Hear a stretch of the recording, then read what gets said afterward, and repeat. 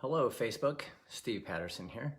I had said earlier that I was going to do live today, and here I am. The reason I say it that way is I've made a lot of announcements today on the Wind and Raven Facebook page about things that I'm planning on doing, things that maybe you'll be involved in if you choose to be. So first off, this you'll see just below this somewhere on my Facebook page on Wind and Raven. That's how you find it if you're not there now. Wind and Raven on Facebook, the page. A group coming off of this page. See, on this page, people can't start their own conversations, only I can. And I know there might be some people, I do see comments below, and some of them require, I think, a little bit more attention than say, a random post, you could say, just a, hey, how you doing type of thing. And so also I wanted to give people the opportunity to be able to ask their own original question. And so what I did is I took an existing Wind and Raven group that I had thought of getting started several months ago, but it was still private because it wasn't being used, and I opened it up today. It's there now. There's only a few members, and there's a link below. And there I've also separated it into topics. Now, I don't know exactly how that works. I imagine there'll be some way if you make a post, you can apply it to a topic for search value, I guess, something. But what I've done is I divided it into spiritual consciousness considerations. One is scientific consciousness considerations. And then a space for original contributions that people may have themselves, as far as maybe some of these foundational things that I speak of. When I talk about the hard question of consciousness as put forth by David Chalmers, that's a space that's not defined. Anybody has, as long as you can back it up, so to speak, you have to, with that scientific explanation anyway, you have to know those processes to get there or understand them in a way that allows you to reach it and form some kind of theory, you could say. So a place for that as well, because I encourage that. That's where this all really began, was in the clinical setting when I saw the available peer-led group support systems out there and 12-step programs for what they were in their way, but I thought maybe there's a better way to do that because we never ended up talking about drugs and alcohol. We always talked about life, and so it seemed to me that there was a larger question here. But anyway, so that's what's going to go on the Facebook, the Wind and Raven Facebook page group. So that's what'll be going on over there, and I don't know how much that'll take off. Maybe it won't, maybe it will. We'll just see how that goes. But today I also, and on that board, I posted I made a post here, but then I also posted a separate one on this new board about the map of consciousness. And I've mentioned that before. I've mentioned Dr. Hawkins before. A lot, and I have some videos on those particular things, very much describing those spaces that he addresses on that map of consciousness in my earlier videos, which you can find on YouTube, and then some of them are on live like this, but all of them are together on my Wind and Raven Facebook page under videos, which is a video blog where all these are stored. So, but what I wanted to do today, before we get back into, I have two more in this opening 5-set series of different approaches to consciousness. I've done 3 last week, and I'll do 2 this week. Beyond that, we're going to continue with more. I already have more people lined up. I just maybe change it to not being numbered like we're going to do 5, or say it's going to be, and it might end up being every day. Hopefully it will. So with that in mind, though, I wanted to, right now, quickly, the 3 men that I mention a lot in the scientific explanation of consciousness are David Hawkins, David Chalmers, and Professor Hoffman, Donald Hoffman out in California, University's California school system. All right, so what I want to do briefly is tell you why those 3 and what it is about those 3 that I use as my foundation of really where I'm going with what I'm doing. First off, there was Dr. David Hawkins, who in 1995 put out Power versus Force, in which he mapped consciousness, which you will see in the map of consciousness. That's from that book. What that is a energetic representation of human behavior based on emotional states and all the various criteria that you see listed there. And the way that calibration was arrived at from 1 to 1,000 was in literally testing the way that people responded to certain stimuli in words and conversation, and in various ways that they could measure the way that the person felt. And so we'll get back to that in a second. Let's talk about how they even measured the energy in the first place. He himself was a psychiatrist. He was running at the time the largest psychiatric place in the country in New York. And over 250,000 people had been through there, a large amount of them drug and alcohol. Because of that, he had worked with the AA people early on in writing the Big Book. Later, he worked with the Course of Miracles. You might be familiar with that. Well, he was with them. He didn't actually have any writing in that, I don't believe. But he speaks a lot about that back in the day, and then later in his life he did. But what happened also, though, was two things. In science, chaos theory was proven, and we have the arrival of things that it can be shown how if you can map energy and understand its structure foundationally, when you're talking physics, if you can follow that and map it, you can see different levels of energy cause different things to happen. The more power in something, the more it's going to grow. The more force it has against it, the less power is present because they're just simply pushing up against it. Therefore, eventually that will cause the thing to diminish, go back. Think of it as a water supply in a hose, some things like that. So he was able to connect it, though, when the mind-body connection officially went together is when he discovered kinesiology. And in kinesiology, and you can read all about this in Power versus Force. I won't go into but he was able to, with kinesiology, link it up.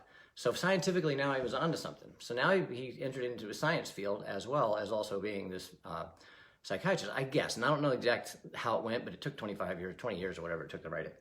10 years. I think it was like 20. I want to say 20, but that seems like a long time because that means he would have been, what, well, I guess he was like 80 when he died. So who knows? Long time. It was released in 95. But the seminal thing that also happens in 95 when Power versus Force comes out, in which he was able to connect human emotional experience to to energetic levels in the way that he did, and demonstrates positive energy over negative. That's where you get laws of attraction and things like that come from, because the negative energies that are present in the world are you're attracted to it. So your consciousness on that scale from 1 to 1,000 is down in that moment. Everybody's going to feel anger. They're going to feel some of these things at some time. It doesn't mean your consciousness isn't high. It's not like that. That's more of a stylistic thing you want to be able to say to be in vogue, if anything. Our consciousness is constantly going all over the map in our sort of activeness of day. When a problem confronts you, yes, some people that are totally enlightened are going to be able to move easier over it. But there is a certain amount of suffering in life, that has to be, that presents the challenge that makes us learn and grow. That's how it happens with humans. So he was able to connect it. Now let's leave it there. And so the map of consciousness is there. And when I first encountered that, I was in the business world and I used it more as personally, probably more affirmation of some of the words I was using, because I'm fundamentally the same person now, but I had a different mindset as far as my goals. And so it didn't sink in. But then when I went into my own dark night of the soul, you could say, in 2011, upon rereading it over that time, then I could see how the energy flowed in the world in a much different way. Now it made sense to me like that. So that's David Hawkins. That's the first one we're going to start with. And so in 1995, that book comes out, right? Power versus Force. That same year, it is presented at the University of Arizona, where the University of Arizona is having their first ever Science of Consciousness conference, which continues to this day. And I was supposed to be at for 5 days, thank you, coronavirus, in April. Now it's postponed till December. So Dr. Hawkins presents Power versus Force, or in a lecture, at the first Science of Consciousness conference at the University of Arizona in 1995. University of Arizona then develops the School of Consciousness. At the time, a graduate student there was a man named David Chalmers. And David Chalmers took off into a fabulous career, which he is still on. He's about my same age, I guess. I mean, I could have been a graduate student around that time too. I'd have been a little older, maybe he's older, who knows. But the fact is he's still around. But what he's done in the time since is become an analytical philosopher. He has a very scientifically proven approach. He bases it on all this science, but his philosophical ability to wonder, I guess, and theorize sets him apart from any other philosopher that I know currently alive when it comes to consciousness. And he has proposed what he calls, and what he's working on, the hard question of consciousness. You'll hear me say that from time to time. I'm specifically referring to this. And that is why human experience is necessary in the first place. There is no answer for that. It is beyond physics. Physics can't fundamentally answer consciousness to begin with, let alone the question of why do we have it and the animals and things do not appear to be there. It's a very valid question, regardless of if we think the animals experience consciousness and in a way that maybe they're talking just like we are and we just don't get it, which in some ways they are because they're communicating. But I'm just saying, say they were just as like us as we are, as we think we are, that we wouldn't be able to understand that anyway because we're humans. So it's a very valid question to pose within the human consciousness. And so what he does is he takes consciousness then to the foundational aspect of the universe. And the foundational aspect of what I'm talking about now is physics. That's where you have matter, time, space, and then a couple hundred years after all that came along, we had magnetism. And so when they had magnetism, they could see how energy is created, right? This is the emotion. So that's from the nothingness, a one of each of those would be the foundation of the universe, and thus everything emerges, right? Since there is no place in that for consciousness, that's where David Chalmers puts it right there, foundational in the universe. That's why I say that I study, which I don't know if he says this, but it would be probably similar. What I say is emergent foundational consciousness, meaning as consciousness emerges from that place. This is well before human experience consciousness. This is the consciousness that would be present with everything in the universe as foundational, along with time, space, matter, and all that. We'll get back to why that could just be in our reality when we get to Hoffman in a minute. So we're still on Chalmers with his hard question of consciousness. That's what he's been looking into. And if you watch his YouTube videos, you'll see him refer to it quite a bit. And he has a number of ways to get there, but he ultimately lands there in some way or another. I don't know how long he's been using that phrase, but it seems to be a while. I've heard it for quite some time from him. Both of these men, all three of them, are definitely worth your YouTube time. They are, in my estimation, at the lead edge. Hawkins, of course, has passed away, but these other two are at the lead edge of scientific research when it comes into understanding human reality and human consciousness that I am aware of. So there is that. So that's where Chalmers is. He's at the hard question of consciousness. And the way that he is answering the hard question of consciousness is that we don't know what that is, so how do we ask the question? So we can't understand the question. This gets back to Hawkins and the unknowable. That is it even possible for the human mind to understand that which it can't create in its reality? Get it? Getting kind of out there. But in other words, can we even understand beyond our understanding in the first place? Is it physically possible? One. Two, if a collective consciousness model is used, and we can get to that in a minute, how do you escape that? In other words, if you've lost your humanness, which we could call a species that includes all of your physicality and all of your emotional state that comes from this abstract thing called consciousness, creates your your thought process, your conscious world, your reality. I lost myself here, but the question of why that is, why we have to have that. So let me get back to where I was. So the way that he thinks about it is well, they both do, is that it's beyond our understanding. That's why it could be foundational for both of them in that way. Because now we still don't have a question for where time, space, matter, any of that even come from. We sort of just put them there as foundational because in science that would be a stop point. Nobody's gone past it.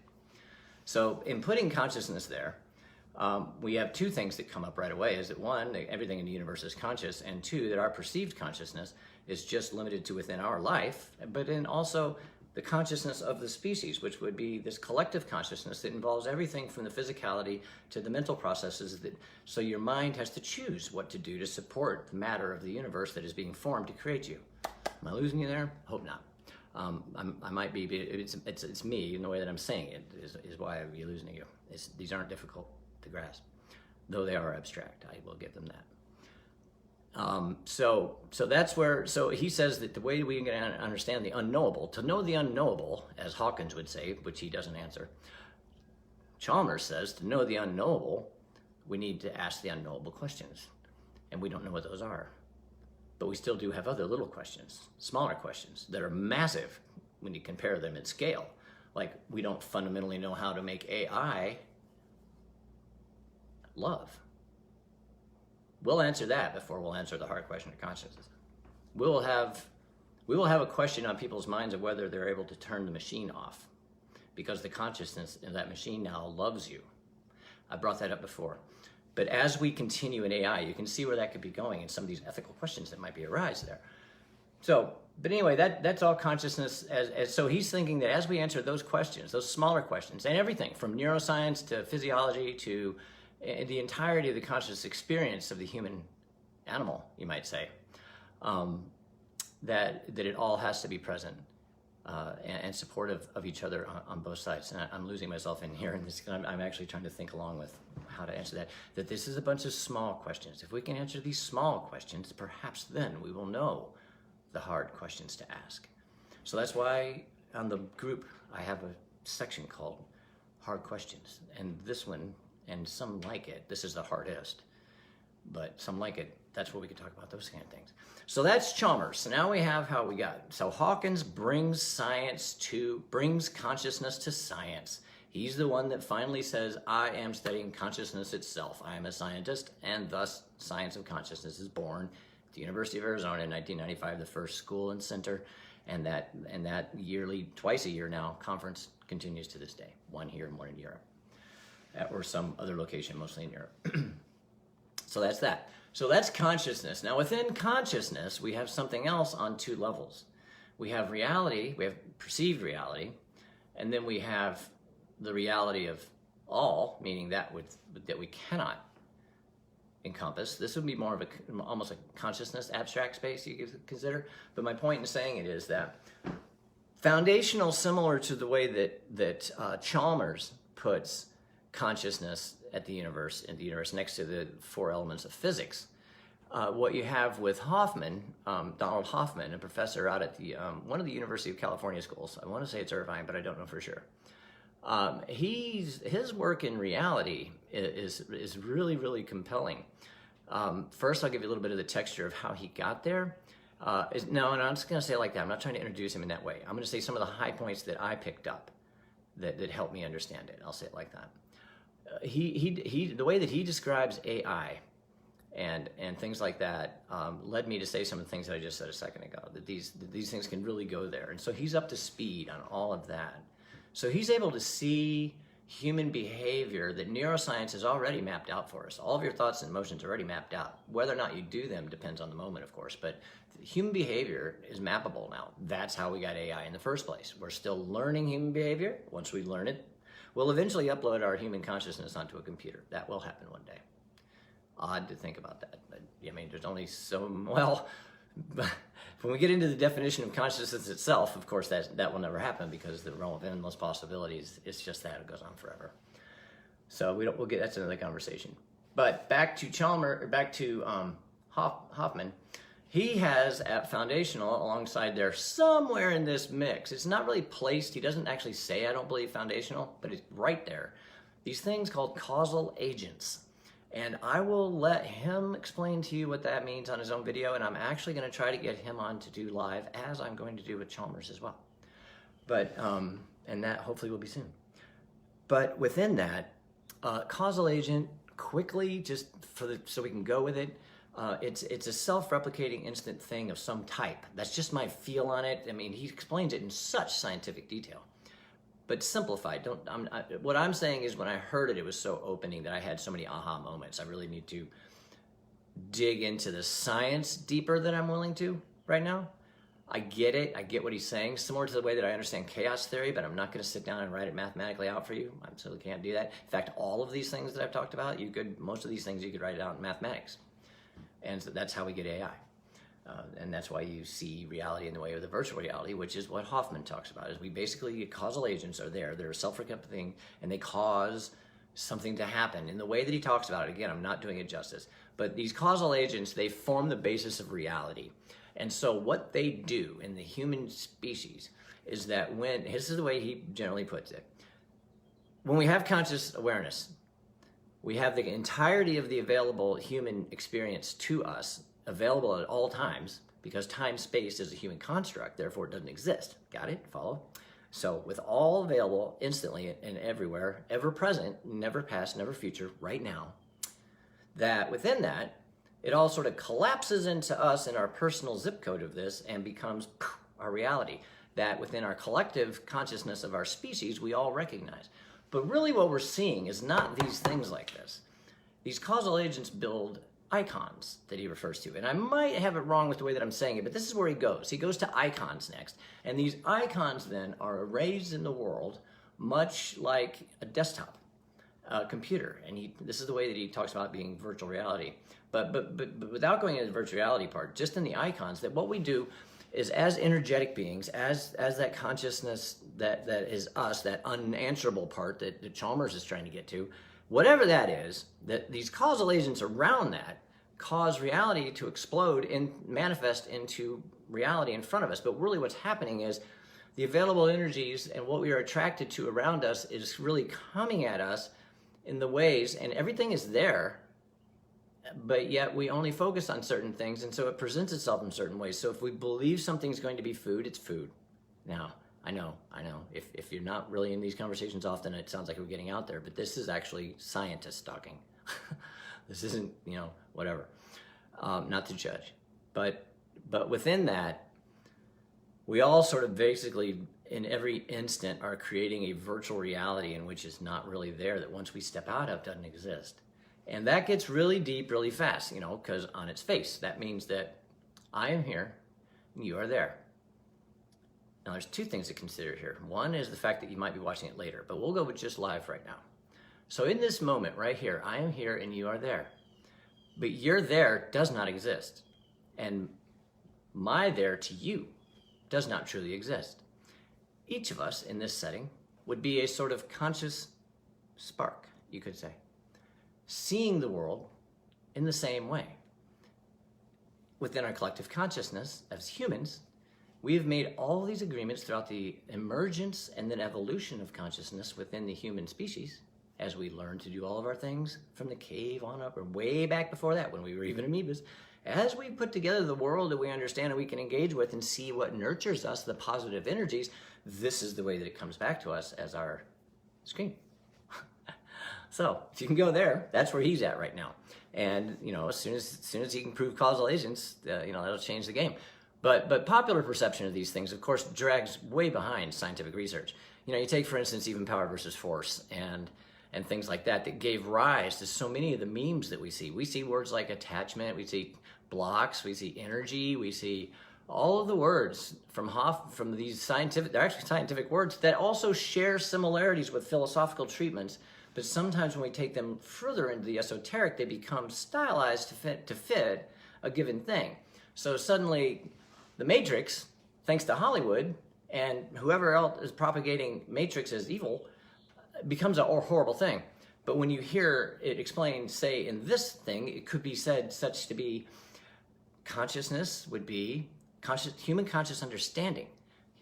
Experience rather, not understanding. Experience would be picture or imagine a field of endless possibilities, the realm of endless possibilities, on which a matrix is formed, right? And a collective consciousness emerges. So there is all that we understand of that field of possibilities. So all that we believe is possible is present. All that we believe is not possible isn't present. So it's all about what we believe. Now, this really can take you far. This is where the esoteric really runs off with it, because it does. It is really like that. But what you get is Hollywood coming out and see what they do. What they do is they take the word matrix, scientific term to describe consciousness, and then turn it into a brainwashing type of feel. Do Hollywood to it, spit it out there. It's a great hit movie, and now every time somebody hears Matrix, they crap their pants. When they're really talking about paradigm. It's more of a paradigm. You're stepping out of an existing paradigm or a social conditioning or something along those lines. So I'm not trying to correct anybody. I'm just saying that we see that a lot. So consciousness could be explained as, imagine a realm of endless possibilities on which a matrix of understanding arises and thus gives, and then when our intellect comes along, within that, we see conscious experience. Now, all species have that matrix. All the squirrels are on that realm of endless possibilities from which a matrix of understanding has risen that is squirrel, that gives them their squirrelness. That's how everything from their physicality to their thought processes to what they believe to be true, what really will nourish them in life, what has been tested by the ones before them that made the fittest decisions along the genetic thing from the beginning. And I'm not talking about if you're from Africa or if you're from Europe. I'm talking about from when we were really little. Again, we're talking science here and esoteric. Most of those spaces are okay for me to say evolution. Whether or not you believe we got plopped here by aliens, who knows? But in the documentable scientific data, in the way that they, through neuroscience, archaeology, all the various systems they use, that's how they explain it. And that's the best we got on that side of the aisle. But the good news is, the side of the aisle I just talked about, of that side of the aisle, is largely unknown. People like that, like Power versus Force, like I was beginning to say, largely unheard of. And when the book came out, it was given to all the world leaders because of its implications, if people understood what that book was telling them. And the only world leader to get back with Hawkins was the president of Russia at the time, that said something to the effect, and this is, I believe, in the book, or in the updated book that came out like 15 years later, that if people read that book and really understood it, it would undermine all the governments on Earth. And he's right, it would. It's a powerful book. If you get it, you got to be careful. If you do read it, let it sink in, and then try to read it again in 6 months, and then see how much different it is that time. It really changes your reality or your approach to so many things. And in fact, if you have not read it, it's a great read just to know, because the way that he divides it down into politics and love and spirituality, I mean, he takes consciousness beyond what we usually consider consciousness. We usually consider consciousness just the everyday being awake, but he then puts it in these sort of other collective uses of it, like the collective consciousness, similar to the way that I'm talking about on these other lives, which are turning into shows. Different ways of conscious experience in the human. Like, I'm going to be speaking on Wednesday with Danny Schaefer, who spent 10 years on the road living out of his van, playing gigs around the country. Went right from that to recording and joining bands and working with people like String Cheese and all this. And then after that, he ends up becoming endeared to the Colorado community to the point where he gets into becoming a promoter and a musician at once. And he's been doing this now since late 80s, early 90s. So we're going to talk to him about what it's like for the road musician to constantly be on the road. What's the look? What's the world? What are these times? What are the things? Some of the same questions we ponder. How do they come out of the mouth of a person that did that? I would also like to do the same for somebody that maybe sat, I don't know, in a long-haul truck driver for 40 years. Just to see how different they engage these same spaces, so that we may see something in us or something in them that we can grow from. We don't all have to have the same experiences to learn. And sometimes, even if the person that we're listening to, we just can't agree with them whatsoever, we can learn we have the option of learning about ourselves by asking ourselves, why does that bother me in the first place? Or we could even learn something by maybe then wanting to prove them wrong and going and learning. It's just how we are after that. Do we come back and gloat? Do we get pride, look what I did? Or do we just grow? Hopefully we just grow. So with that, I wanted to introduce the group, and the group is there now. You can join it. It's open for everybody to join, but only members can post. Everybody will be able to see it. The live presentations like this will continue to be here after the one tomorrow that's going to be on my Steve Patterson regular page. All the rest of them will be here. And then other ones like this will appear, of course, like this here. And I don't think any video I do will not originate from this page for now. It might also stream live on Facebook, but we're getting to that. So, and also coming, I'm going to have audio of some of these in a form of a podcast. In case you're interested, it's free. It's Facebook, whatever, right? Thank you, and I hope you're having a wonderful day, and stay safe. And remember, the shark is still out there, that corona shark. But don't worry about the shark. I mean, my point being, we can't live our life in fear of the shark. But we have to be smart. So be smart in whatever way you consider to be smart. So I'll talk to you later. Bye. Thanks. Like and share, please.